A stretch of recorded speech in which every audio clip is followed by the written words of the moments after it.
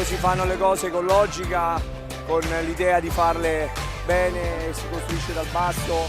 Abbiamo fatto un lavoro straordinario, un lavoro di squadra.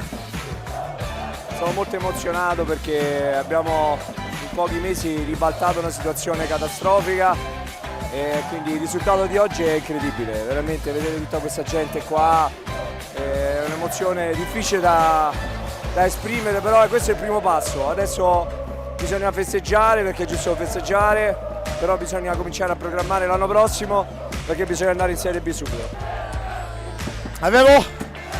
Avevo definito nella conferenza stampa prepartita che questa era la squadra di Marziani, l'ho dimostrato oggi ancora una volta facendo un grandissimo primo tempo sia sotto il profilo del gioco e anche dell'agonismo, che la vittoria più bella è quella del presidente Antonini, al quale io dedico personalmente queste vittorie di campionato per tutto quello che ha costruito, per la fiducia che mi ha dato, per la stima che ha nei miei confronti, e dobbiamo andare tutti fieri di avere questa persona accanto.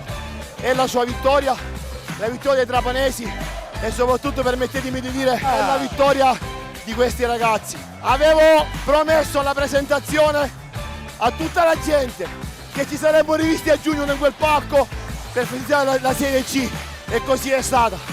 Grazie papà dall'alto che mi hai voluto sempre guardare e abbiamo trionfato insieme.